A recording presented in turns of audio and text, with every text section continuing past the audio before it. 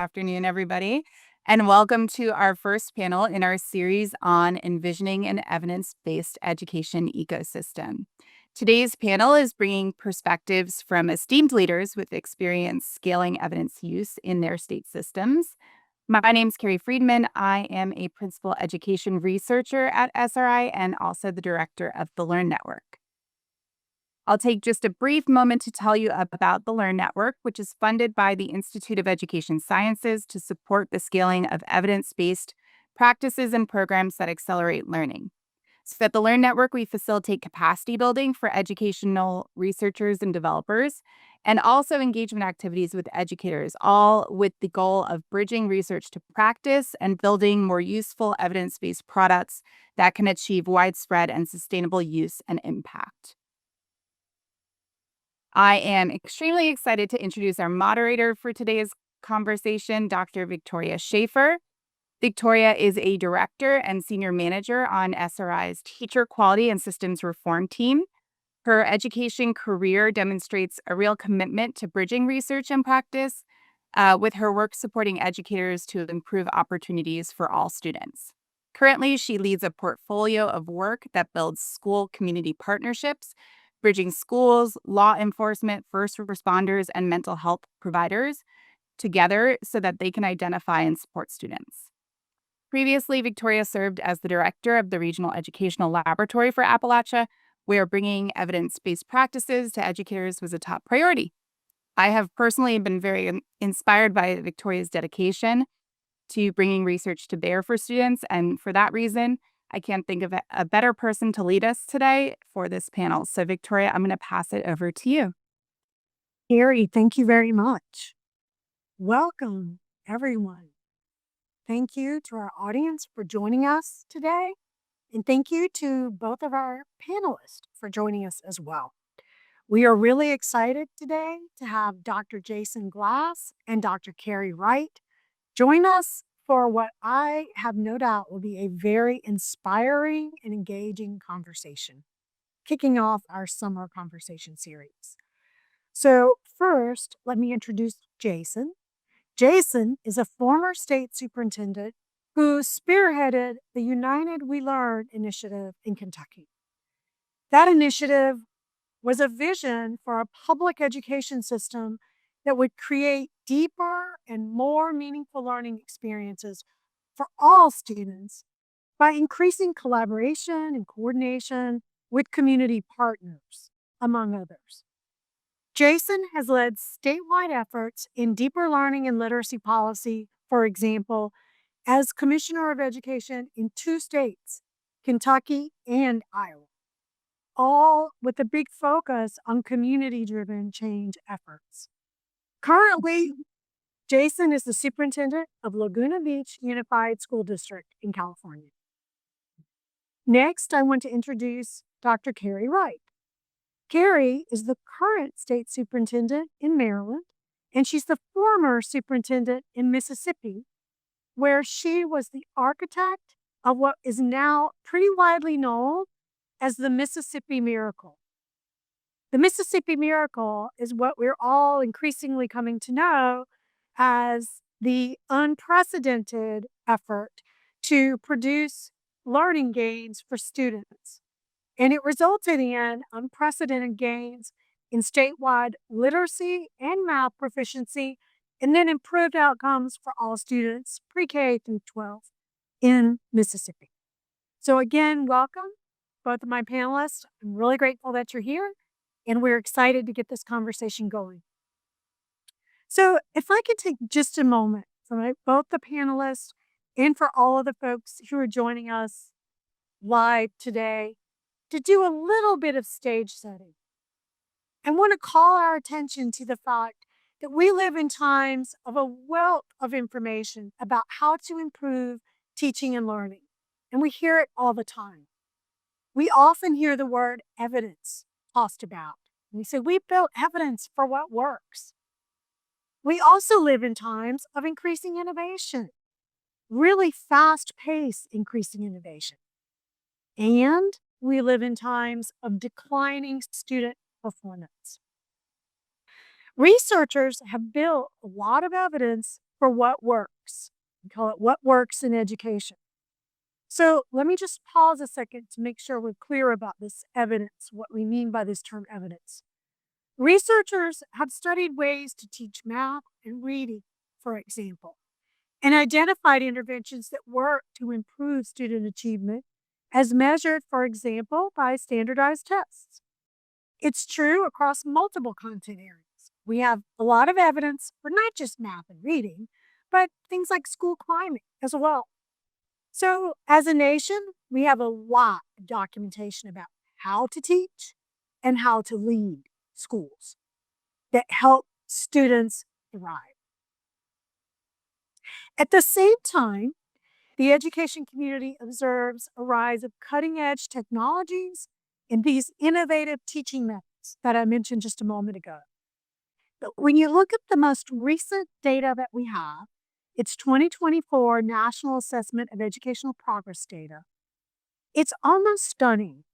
It shows that reading and math scores for grades 4 and 8 remained below pre pandemic levels. So, arguably, these scores offer a different kind of evidence. This is outcome evidence, the outcome of what our schools are producing. It's what the students actually know as demonstrated by those tests. So we have ourselves a contrast. We have a lot of evidence, we have rising innovation, and yet we have test data that suggest our students are just not learning what we thought they would be learning or what we've determined they should be learning. So people are concerned and want to have a conversation about what would it take to bring all this evidence to bear? And so I'm going to raise that just a bit more today to say, if we want to mobilize what we know works, let's assume we're doing that. And then I want to ask both Jason and Carey what it would look like if we had an evidence-based education ecosystem. That's right, an entire ecosystem where students were thriving and getting what they need to live to their highest potential. And I want to start there. So if we imagine that, I'm going to ask you to describe that future state. How about this? Carey, let's start with you. Sure. So thank you, and thank you for having me.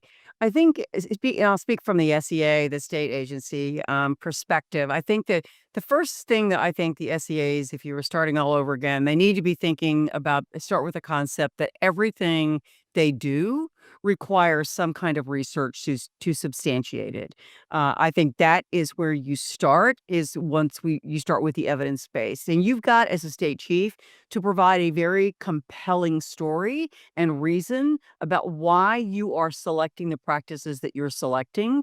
And you've got to communicate that frequently and very clearly, because not everybody is steeped in research. Not everybody even understands some of the research. So you've got to turn it into your own plain language in order to communicate that to your stakeholders.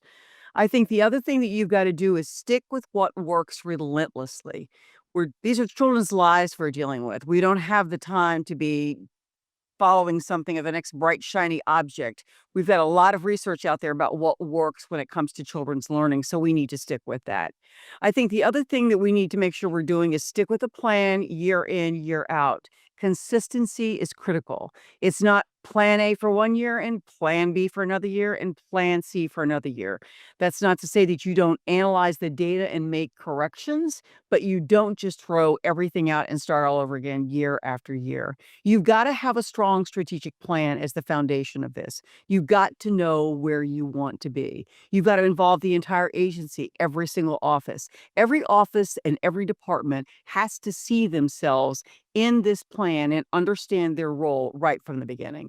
I think you've got to establish very clear metrics right from the beginning. What are the outcomes that you're looking for? How are you going to measure those outcomes? With what frequency? And then most importantly, what are you going to do with the data once you collect it? That to me is critical as a state chief, because if something is not working, that the data will let you know it's not working. And so you need to try another research-based strategy instead. I think you've got to make sure that you're very clear in your communication, not only with your stakeholders, but also with those folks inside the agency, with your legislature, with your elected officials. Everybody needs to be very clear about what the vision is that you're painting. I think that that's where we as state chiefs, it's important for us to say, here's where we're headed, and here's why we're headed in the direction that we're heading. And I think using data and research to support those decisions makes a lot of sense. We just need to make sure that our stakeholders understand why we're using what we're using. And I think you need to also create systems that prevent some kind of deviation from evidence-based approaches. You don't want people to fall back on past practices that may not have been effective or proven to be effective. And I think overall, you've got to build organizational capacity to sustain long-term implementation. And I'll stop there. Wow. Thank you. So you touched on a lot there. And before we go and start unpacking, I'm going to turn to Jason. Jason, you have the floor. And I'll just remind you of our question. Paint for us the picture of that education ecosystem where all students thrive and get what they need to live to their highest potential. Thanks, Victoria, and I really appreciated Carey's opening remarks. The part that where she talked about it can't be the plan of the week or the plan of the month. You really need to stick with something is something that really resonated with me. I want to express my appreciation to you and to SRI for hosting this important discussion on how we use evidence to improve our education systems. I really appreciate this question about what education can and must become.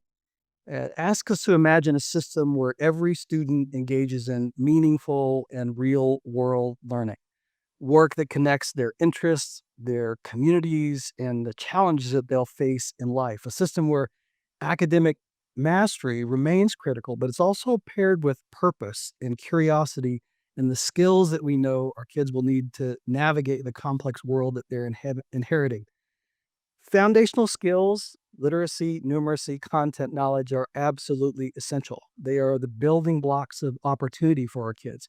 But we also know that they're not sufficient on their own for a successful future. Our students are stepping into a world shaped increasingly by automation, globally interdependent, rapid change, and deep social challenges that are likely to be exacerbated as our kids get older. Preparing them for that future means expanding not only what we teach, but how we define success and what that looks like. I think a real challenge for those of us in leadership positions is that much of our existing evidence base is rooted in standardized machine scored measures on a fixed body of knowledge. And these measures are really important. They've helped drive improvement in several contexts in the era that came before us, but they also tell us relatively little about how we prepare students for a world where knowledge is dynamic, context is constantly shifting, and the ability to apply learning in new situations and contexts is paramount. And I think that's why state policy has to do two things at once. The state leaders have to think about two things at once. One is grounding its work in high quality evidence, and at the same time building capacity for innovation that's future focused and encourages some experimentation. I want to be clear, this is not a call to abandon the need to challenge students or academic rigor. It's a call to ensure that we're challenging them in ways that are meaningful, relevant, and aligned to the kinds of work that they'll have to do when they become adults. So here are several key actions I think states can use to bring that balance to life. One is to reimagine and redesign our accountability systems to reflect broader, more meaningful definitions of student success, including growth and achievement, but also engagement, readiness for life beyond school. Second, intentionally create policy space for innovation by funding pilot programs and assigning resources to evaluate the evidence that come out of those, supporting networks of learning communities, allowing districts and communities of districts to test new models with some safeguards and research support. Third, invest in educator development. And this is something that I want to tip my hat to Carey again. She's done marvelously in all the roles that she's been in. but invest in the development of our frontline educators, particularly around evidence-based, student-centered practices. In addition to the literacy-focused efforts Carey's well known for, I would add project and problem-based learning, formative assessment, inclusive instruction. Fourth, I think states can use the levers that they have, such as graduation requirements, assessment waivers, accreditation guidance, to remove barriers and incentivize deeper, more connected learning experiences. And finally, commit to equity, not just in access, but in design, by thinking about families, students, communities as partners in shaping what learning looks like. That's something that we really focused on in Kentucky. If we want our schools to prepare students for the challenges and opportunities ahead, then state leaders have to model that same willingness to learn, adapt, and lead forward. And that means using evidence not only to validate what we already know, but to help us build toward what is emerging and what's coming ahead. So one of the exciting things about working in education, it forces us to think about the future and how we build toward that. And as we think about what's possible at scale, I want to recognize Carey Wright's extraordinary leadership in Mississippi. Her success aligning state-level systems to advance early literacy outcomes tells us that a coordinated, evidence-informed action at the state level can move the needle for students, and that leadership matters. So you have both said so much. So already my wheels are turning. I am inspired. I want to go roll up my sleeves. And there are a million questions burning.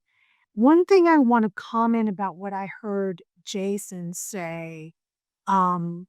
Jason, you're calling for the use of evidence, echoing what Carey said, but you also added an element that I didn't hear Carey say, and maybe I missed it, Carey, but Jason, you're pushing to say that evidence is not static. I'm reframing what you said a little bit. But in fact, we should be thinking in this future evidence-based ecosystem that we are always generating evidence too.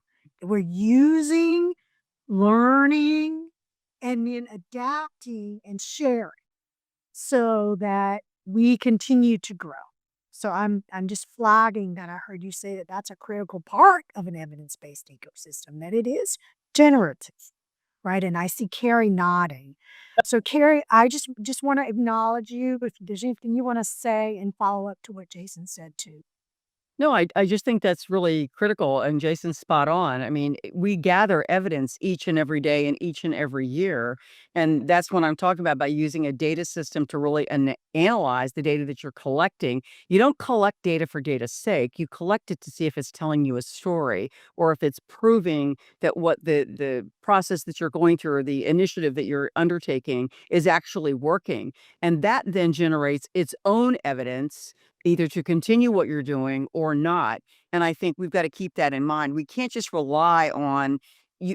Research change each and every day, each and every year. And as leaders, we have to stay on top of what is most current and what we're saying needs to be put into play. So I totally agree with what he said about it being generative.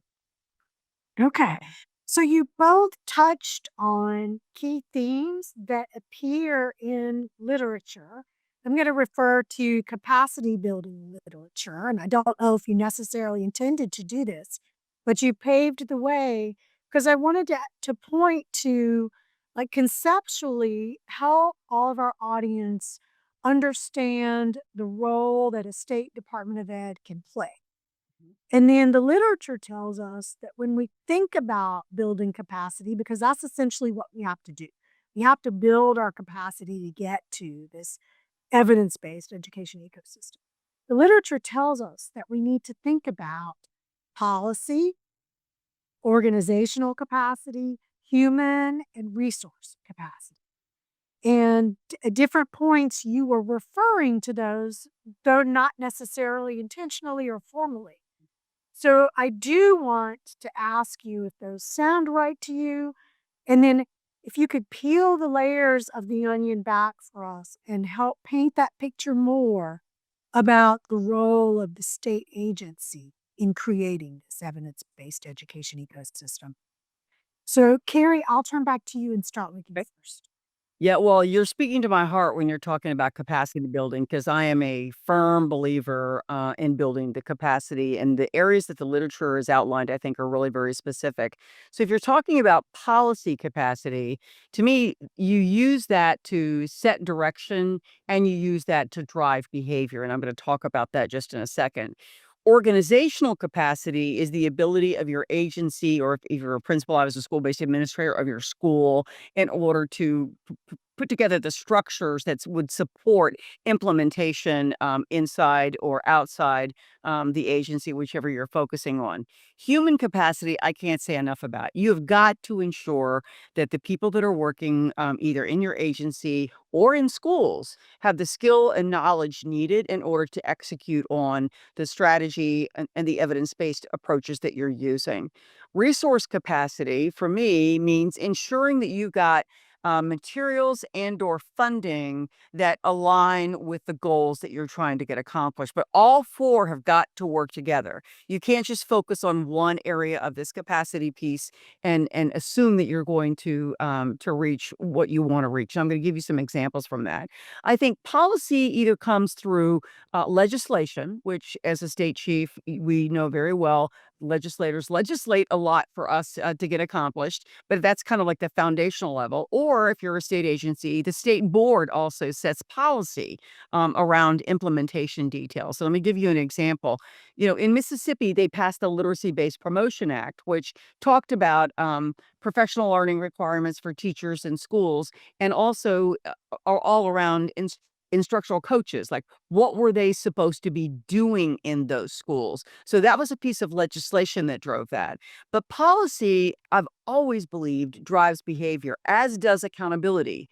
And I can't say enough about that either. So policy combined with the accountability can definitely drive behavior. But if you want to see change in classrooms, then policy, whether that's however you that gets defined for you, or accountability, has got to address the change you want to see happening. And I think you need to be very specific about what kind of behaviors you're expecting. For example, in Maryland, we just passed our math and literacy policies, and they're very specific about what we are expecting from teachers and teams in schools. And an example from Mississippi, even though the legislation had passed, there was two pieces of legislation in 2013 when I first arrived. One was the Literacy Based Promotion Act, which focused on literacy, but the other was the Early Learning Collaborative Act, which focused on early childhood. And nobody had built the organizational capacity in the agency to execute on both those pieces of legislation. So we didn't have an early childhood department. We really didn't have a literacy department. And so we had to reorganize the agency and build the organization's capacity in order to execute on both of those pieces of legislation. And you've also got to hire and develop staff inside your agency that have expertise in these areas. And you've also got to be able to recognize that the agency, in order to address the strategic plan, has to address organizational and human capacity needs. The people want to do the best, but sometimes they don't come to the table immediately with those skill sets. So it's on us to do that. Everybody has got to see their part where this is concerned, and their part in policy implementation. You've got to build human capacity within your organization. Do they all have the same skills and knowledges that you need in order to execute on their jobs effectively? You can't assume the capacity is there. Once you get as a state chief, or if you're a brand new principal, or whatever role you're playing, you've got to really do your job in assessing, do all of the people have the skills that are needed in order to execute on what we're trying to get accomplished? And also align your resources. I can't say enough about that, whether that is human, whether that's organizational, whether that's money, whatever those resources are.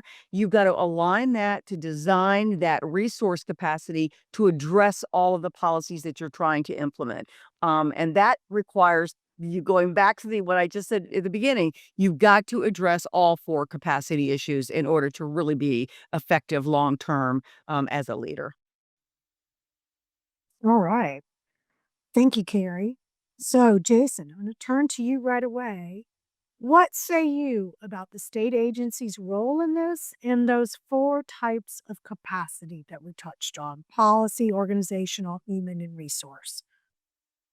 Well, as is usual, Carrie's said it all and said it very well. So I won't try to cover the same ground that she did. But as she was talking, I was reminded of that movie title, "Everything Everywhere All at Once." So that feels like what we're trying to do.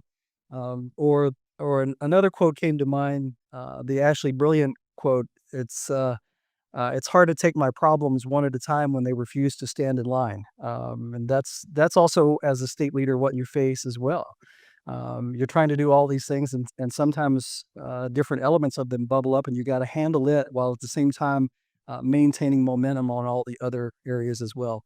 But I think if we're serious about innovation at scale, we have to treat evidence not just as a tool for validation, like in an accountability system, but also as a something we learn from and continue to improve from. I want to talk a little bit about Carey's work in Mississippi as an example of success around this. It's a clear example of how you use evidence to drive measurable change.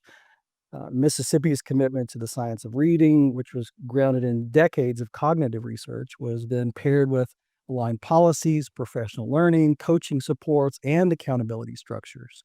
So, that kind of system coherence is critical when implementing a research backed strategy at scale. It's not just the what, but it's the how, the who, the under what conditions, everything, everywhere, all at once.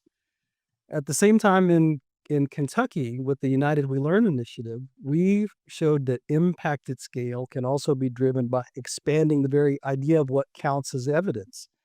We supported districts in piloting new models of evidence, capstone defenses, student exhibition, performance based assessments, and partnered with research organizations to study that evidence in the context that it was happening. So our aim wasn't just to prove whether something worked in a narrow sense, but also to learn how to make it better, how to make these experiences better for students and in more places. I think together these two stories point to several concepts about how states can leverage evidence at scale. Carrie mentioned this earlier, but it's worth repeating. Start with a clear and consistent student centered vision and stick with it. Evidence is powerful when it serves a compelling purpose and one that your communities believe in, that you can get people motivated to follow. Second, and we also saw this in Carrie's story, and it work she's doing in Maryland now, align systems and supports, whether it's early literacy or deeper learning. Scaling requires coherent policies, sustained investment, and a whole infrastructure, a thoughtful infrastructure to support the implementation. Third, invest in people. Teachers need ongoing, embedded, supportive, just in time professional learning to translate that evidence into practice with fidelity and creativity. I've spent a lot of my career focused on bringing about deeper learning shifts in schools, and I've given talks about the importance of creativity, problem solving, complex reasoning, all the terms that come up when we talk about deeper learning. And I get lots of head nods from people that say, "Yeah, we need that. I believe in that." Then the teachers say, "I don't know exactly how to do that." Or I wasn't even in a school where I'd experienced that kind of learning myself. And so we've got to think about how we support the people that are in our schools to deliver the kind of learning that we hope for our young people. I talked earlier about the importance of supporting local innovation. It doesn't all come from the state. I would say the most important learning, or the most important experimentation is already happening in schools. But you have to slow down and take time, nurture it, find it, and connect it. So support smart experimentation and how to get promising ideas to grow. And I think one other point that I'll just end with is that it's important to remember that the impact you're going for is at the micro level. And what I mean by that is that as states, we can spend, and state leaders, we can spend an extraordinary amount of time and energy on statutes, regulations, policies, directives, large scale systems, theoretical concepts that sound good when delivered at the microphone in the committee room, or they sound good in the conference room. But what ultimately matters is whether or not there's a change in the individual experience of a student. And is that happening at scale in the classroom, in the community? So we can't pat ourselves on the back too much and declare victory for just accomplishing something legislatively or on paper or at the macro level. We've got to design and follow through to make sure that the changes are happening at the micro level, the individual student level. That is really all that matters. So states that strike that balance between fidelity to proven strategies and an openness to emerging strategies while targeting the impact directly on students as a priority, I think those places are the best position to make an impact. Okay. I'm loving what I'm hearing. So thank you both so much. I'm getting excited again. So lots of things are on my mind, and I want to try to do two things at the same time. I really would like, I love where Jason's going, and I need to acknowledge that. It's so important for us to just recognize at the end of the day, all of what we're putting in place, this evidence is for our students to be able to achieve. So I don't want to lose that thread. And I do acknowledging it and holding it up. And for Carey, I'm wondering if you can take that a little bit and help me. I'm really also curious about policy and the references I've heard to policy. And I think there's a connection here. Is there anything, Carey, that should be said about policy and evidence and implementation down at the teacher and student level? Is there a way for you to weave a thread through those three and help us understand their connectedness before we just dive fully into students, or is that really the pathway to students? Yeah, there's nothing more, and I can't applaud Jason enough for that comment. We have to remember as educators, this isn't a job. We are dealing with the development of children's lives, and there is nothing more important that we do each and every day than the decisions that we make that are going to impact those lives. And so for me, I always say the magic happens in the classroom between a teacher and a student. That's where the magic takes place. And our job is to make sure that those teachers are as well prepared as they can be, have the skills that they need, that students have the resources at hand, that they are feeling safe, that they are feeling recognized, that they're feeling seen, and that they're feeling like that interaction is a positive one each and every day. And so we cannot lose sight of that. In fact, I've created cards in Mississippi that I also created the same card in Maryland to go on every person's desk in our agency. And the question is what I'm doing now or getting ready to do going to have an impact on student achievement?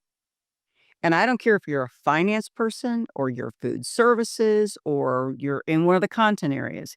We can't lose sight of that's why we do what we do, is to make sure that children are being successful. And so that's the reason I feel so strongly around what we're talking about today around the policy work. And I can certainly talk to you a little bit about that if you want, around exactly how that impacted the work that we did, the literacy work that we did in Mississippi, because it had a huge impact on that. While we're here, why don't we just go ahead and connect that policy to the students for us? Yeah. You know, I'll turn to Jason with a similar question. Yeah. I think the thing that I want to say is the work that we did around literacy, I think the first and most important policy decision, and it was a policy decision, just as it was a policy decision here in Maryland, was to start implementing the science of reading statewide. And then we organized the work to address the human and organizational capacity issues. And that was not only at the agency level. I wanted to make sure that we were building teacher capacity. So as the messaging started to come through around what we were doing around the science of reading, is to help all teachers get better at their craft so that all children are learning to read at at the appropriately developmentally age appropriate that we know that they do. But how do we make sure that all teachers have that same background? And so we chose science of reading very specifically because of, I think Jason said it's got decades of research behind it that proves very clearly that a systematic approach to teaching reading definitely works.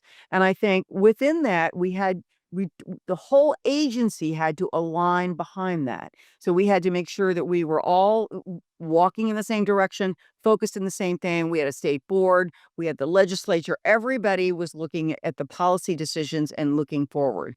I think that you've got to implement evidence-based practices as a team. You cannot operate in silos as an agency or even as a school. You've got the departments in schools or grade levels in schools, but it's got to be seen as a team effort.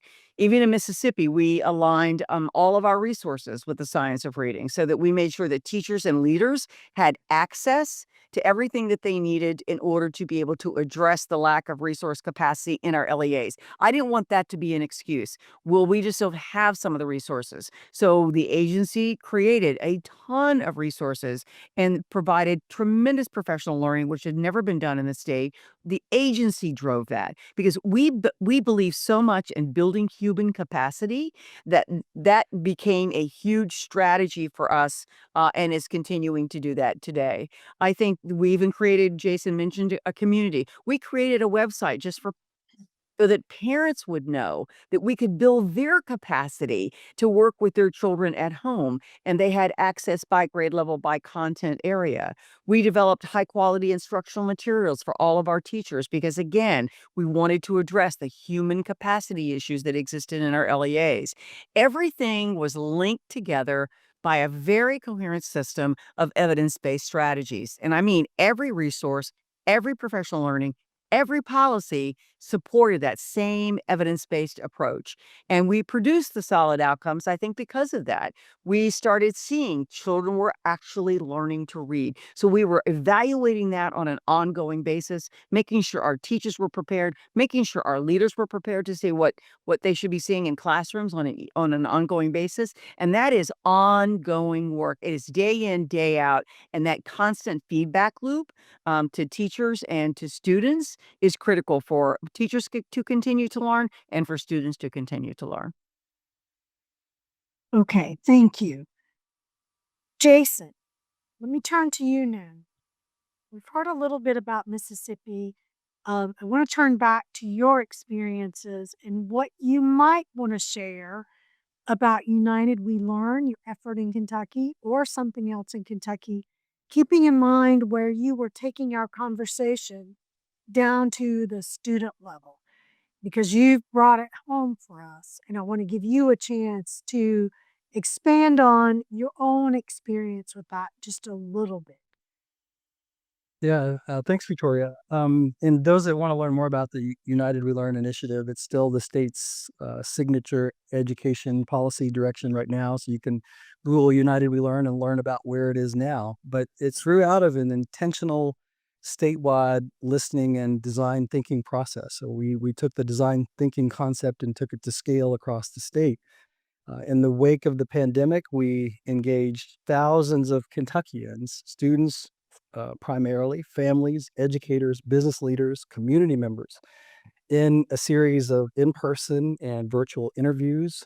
We had a group that followed up that conducted hundreds more of those in-depth interviews. We asked a simple but profound question: what do you want school to look like for your children in your community? And then we let people talk and listen to what they had to say. What we heard was remarkably consistent from people across different parts of the state, people with different political stripes and beliefs. People across Kentucky wanted a system that moved us beyond compliance and test preparation. They wanted school to be connected to life and to prepare their students to be successful in life. They wanted school to be more engaging and meaningful to students. They wanted it to be more empowering. They wanted a place where students felt valued and cared for and loved. They wanted a system that was more equitable and one that just didn't serve some students well, but served every child well. So from those conversations, three big ideas emerged. The first was creating a more vibrant and meaningful student learning experience. So I'll just emphasize that again. Vibrant and meaningful student learning experiences are the centerpiece of the United We Learn vision, and trying to change those experiences at the micro level, at the individual student level, is the crux of the work. Second, we work the second element of United We Learn is building an innovation ecosystem across the state. So it gets back to that element of we want just not to rely on best practices and evidence. We also want to encourage thoughtful and supported and evaluated experimentation and innovation. And that happens in districts across the state. So connecting that work and supporting it. And finally, grounding all of this in shared ownership and shared leadership. People also told us that they were tired of people that had suits on and looked like me making decisions at the state capitol for their communities and their schools. And they wanted to be more involved in the decisions at the local level. So we began co-designing answers to that with students, families, and educators from across the state, specifically focusing on those places in the state and groups that were had been left out of decision-making processes and felt like they didn't have any power. So we aligned state level supports around those goals, invested in regional deeper learning cohorts. We launched an assessment and innovation initiative, encouraged districts to adopt capstone projects, graduation defenses, real world performance tasks that were aligned to their local, and then later a state portrait of a graduate. A lot of states and districts have portraits of a graduate. It's often just a flyer you put on the wall. But Kentucky was really working to make those experiences not just a poster, but what students actually experience in the course of learning. It was what made I think the initiative different is that it wasn't something that I came up with. It was a shared statewide effort, and it is a shared statewide effort based on what Kentuckians told us they wanted. It belongs to the people of Kentucky. It was important that it not be mine as the commissioner, that it wasn't the governors, it wasn't the legislatures or either political parties, it wasn't the state board. It was what Kentuckians told us they wanted. And I think the evidence that maybe we hit the right notes on that is since I've moved on to a different role, I'm no longer in Kentucky, haven't been there for 2 years now. But United We Learn continues to guide the state's work under a new leadership and a different board, and it remains the North Star of the state in strategic planning, professional learning, system redesign, and continues forward. So I think the reason that happened is because it was based on what Kentuckians wanted primarily. And I think that's a lesson in any significant change initiative. You take the time to learn out what is the change. There's all kinds of things as a state leader that you can expend your time on and focus your state agency on. There's almost an innumerable set of priorities that someone could push before you and say, you need to be working on this. But taking the time to find out what is the right one for this context in this place is a really important step. All right. Well, thank you, Jason, for taking us down to the grassroots level. Thank you both. So I am mindful of our time, and I am mindful that we already have 2 questions from folks in the audience. So I know that we need to be pivoting our conversation to make time for the folks who were kind enough to come and spend an hour with us this afternoon. Before we do that, I want to give space if there's anything that is left unsaid. So this is a powerful moment, and a powerful moment in our time, in our history, where we are on the brink of really transforming education with all that is coming with our technology and AI. And so as we move forward, want to make sure if there's something you want to say, you have a moment to say it. Carey or Jason, would one of you like to go first? I guess, the thing that I would encourage us to do, and I think Jason and I have both been talking about it, the entire time, and and that is the whole idea of using the framework that we've been talking about around evidence-based strategies, around policy capacity, human capacity, organizational capacity, et cetera.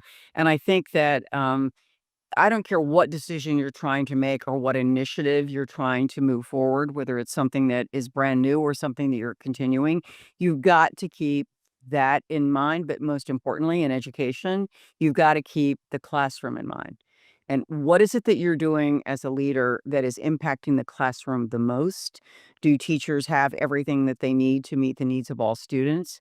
Do they have the resource capacity in terms of materials or instructional materials that they need in order to do that? Have they been trained in even how to meet the needs of individual children, regardless of what their problems have to be? But keeping children as the focus cannot be overstated, and also the importance of building teacher and leader capacity. I can't say enough about that. You can pass all the policies that you want, but to me, implementation is the name of the game, and you've got to have a strong implementation plan to substantiate whatever policy lever you're trying to pull, because what was to say, a plan without any kind of action is like a dream, and you want to make sure that you're executing well on behalf of children, teachers, leaders, and communities. And so I just think this whole conversation that we've had today is, in each of our own ways, we've done that, and we continue to do that, but we continue to do that with children at the center of everything that we do. Right. Thank you, Jason. Yeah, just Last word. plus on to that, what Carey was saying. I think it's just adding on to that. I agree with everything that she says, as is per usual, Carey. I admire your work a great deal.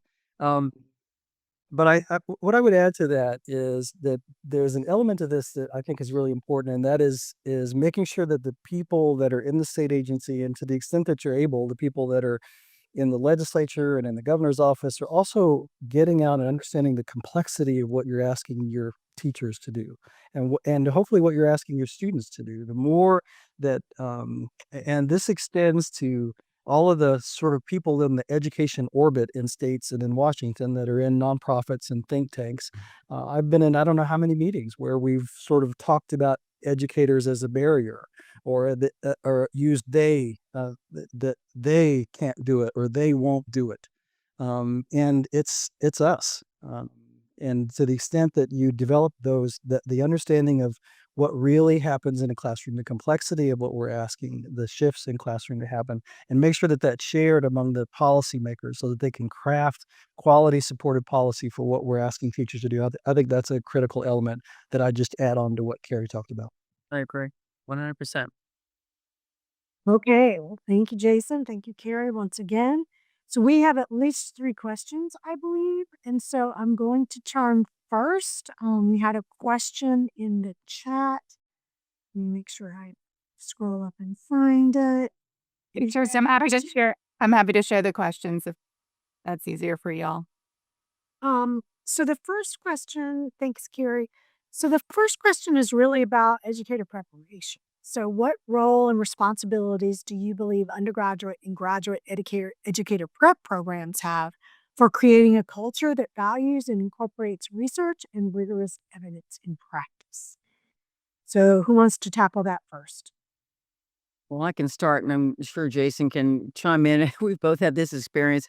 I It is absolutely critical that teacher prep programs stay current with research and with knowing what works in classrooms.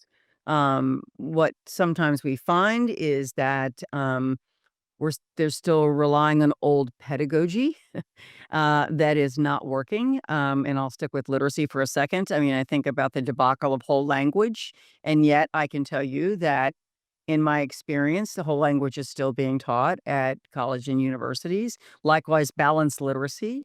And I think that you've got to make sure that teachers are prepared to know what to do day one, because if they don't, I liken it to the fact that students and their families have spent 4 years of money to be trained to become efficient and productive day one. And yet what agencies are finding and what locals are finding is that they're having to come back in and put in more money for professional learning that really could have taken place during teacher prep. And so I've often said, imagine what I could do with if I didn't have to spend that money on that, where I could spend more money on something that is more research based. So I definitely think it's important that they stay current and that they are thinking about what does each teacher need to know and be able to do starting day one. Thank you, Jason. Yeah, I'll add to that. I recently spent a couple of years in higher education at Western Michigan University, which has a great teacher education program, and loved that experience. Developed a great respect and admiration for our partners working in higher education. But I think it is true that that individuals working in higher education have the same biases and desire to go back to the things that reinforce our current beliefs that everybody else does. Well, this is a human trait. We seek out information that confirms what we already believe, and that is true with academics as well. And so I think we have in higher education, it has to the teacher education in higher education must acknowledge that bias exists and work to get back to the scientific principles that undergird the evidence that you're constantly seeking new information and trying to disprove what you already think and find out if there's a better prevailing theory or concept or approach that you should be substituting for the way you used to think. That's how science and evidence moves forward, and the enemy of that is sort of the cognitive bias of seeking out confirmation of what you already believe. And that's part of what Carey's talking about with the literacy wars that we went through. Just after years of information coming out, demonstrably showing that there is a better way, you still have people hanging on to this. And I don't fault academia just for that. This is a human quality that all of us have that we need to be on guard for. Thank you both. So here's another question. It's a simple one, but a really important one. What's the best way to get important research to educators and school leaders? What's the best way to get the research to educators and school leaders? Who wants to go first? Jason, you go first this time. Yeah. Well, firstly, I don't think I know, but I think it's right. Here's the complicated answer: is it depends probably. So there is no best way. You're asking how do professionals learn, and professionals are human beings too. They learn in different ways, and so I think the best way is for the state agency to think about what are multiple ways in which information around research can be delivered, conveyed, supported, experimented with practitioners. And I just want to touch on the previous question just one more second as well, because I think it relates to this, and that is even though our new practitioners come out with a bachelor's or master's degree and pedagogical practice and content practice and theory and a practical experience, teaching is a profession. Yes. It is something that you craft over many years and are always improving and getting better at. So I think it's important that we recognize that we should not expect the educator, the 21-year-old coming out of the teacher preparation program to be ready to do all this. This is someone that's going to require support and continued development and has to commit to that over the course of their lifetime. And that's part of what being a professional is. I agree with that totally. And I also think, and to Jason's point, it really does vary. I think that, you know, a lot of people learn by seeing and by doing. And so, are you having them observing classes where you know that the expert teachers or the mentor teachers are doing exactly what you want them to do? Are there that they can watch? If you're asking them, if you talk about the science of reading and the various components of the science of reading, what does that look like in a classroom? Like, what does it really look like when you say, this is what I want you to do? But it's different when you can see it. Let me give you the perfect example very quickly because I know we're running out of time. But I had this amazing kindergarten teacher that but every time I was in her classroom, she was doing whole group instruction, whole group instruction, whole group instruction.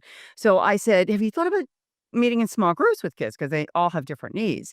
So then the next time I observed her, had divided the class into 3 groups, but she taught the same lesson to all 3 groups. So it was just whole group instruction divided by 3. So finally I thought, you know what? Let me take her to another kindergarten teacher who was another amazing kindergarten teacher that I work with. I said, let me take you, just let's go watch together. Well, it was an eye opener because the teacher had her tablet and she was saying, I want to meet with you, you, and you, and you. And while you, and you go meet with the assistant, you, and you go to centers. And then within about 20 minutes, she goes, okay, she clap her hands and she goes, now I want to meet with you, and you. And it was like the aha moment. And this was a seasoned teacher, a seasoned teacher. And she finally said, that's what you meant by small group instruction. So she interpreted it as just small group instruction, not the fact that you start moving kids in and out of groups in order to better meet their needs. So sometimes people just need to see it in action, and through no fault of their own, because sometimes student teachers, God love them, they're also dependent on who their supervising teacher is. And if you're hoping that their supervising teacher is an amazing teacher, but if they're not, then that's what they're coming away with. So we want to make sure that they have as many different exposures to as many different kinds of things so that they see what it looks like, see what it feels like, and can exercise that in their classroom. Thank you. So I'm mindful of the time. I think we have time to answer this last question, and I'll read it to you. What do you see as the role of state mandated education service agencies and independent intermediaries in supporting consistent, equitable implementation across LEAs, especially considering the different resources available locally for finding, paying for, and working with different partners? Can you repeat that question? That I kind of lost it at the beginning. Go ahead. Yeah, so essentially, I think what they're saying is what's the role of you might find a RISA or an independent intermediary like a local TA provider or foundation that's playing a key role. Some states are co-ops, so depending on the state, they're called different things.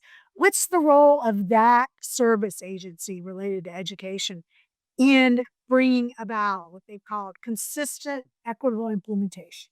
They can be some of your best partners. I mean, the Reese's in Mississippi, we partner with them all the time to deliver on professional learning, or to meet with teachers and leaders in various ways.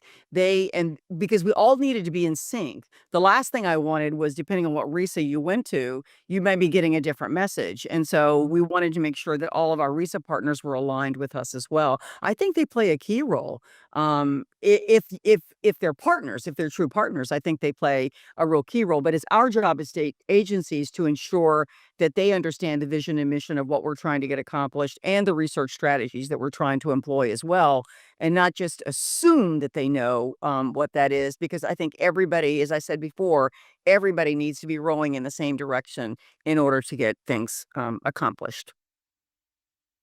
I absolutely agree with that. And Carrie's been uh, masterful at um, pulling those organizations, getting them to row in the same direction everywhere she's been. That's a true talent that she has. But I would say what she's described is also more rare. What's more common is that they're not rowing together. In fact, they're trying to undermine each other. Sometimes the things that the state agency is doing, you have intermediaries that are trying to do something opposite, or to deconstruct what the state agency, or vice versa. Or, as I mentioned, the orbit of all these nonprofits and foundations and groups, they can also be working in adversarial relationships with each other too. And that, unfortunately, I think is a common occurrence in states where what you can get to, and what Carrie's talking about, when you can get all of that pulling in the same direction and something that everybody's excited about, then you really have something powerful, because you got all of the resources in the system moving in the same direction. And that's what you want to work toward. On that note, thank you. Thank you to everyone who raised a question. Thank you to our audience who joined us today. A special appreciation to Carey and Jason. Also want to give a shout out to the Learn Network team who made this possible and facilitated behind the scenes. And then quickly, I want to make sure that all of you here, there are 3 more conversations that are going to take place this summer. There's a link in the chat now. Please register. Even if you can't make it live, you can tune in for the recording. And then one final point, we at the Learn Network will be taking everything that we learn and developing a product. So watch for that to be released this fall. We'll share it with all of the people who registered for our summer conversation series. Have a wonderful rest of your day. Bye.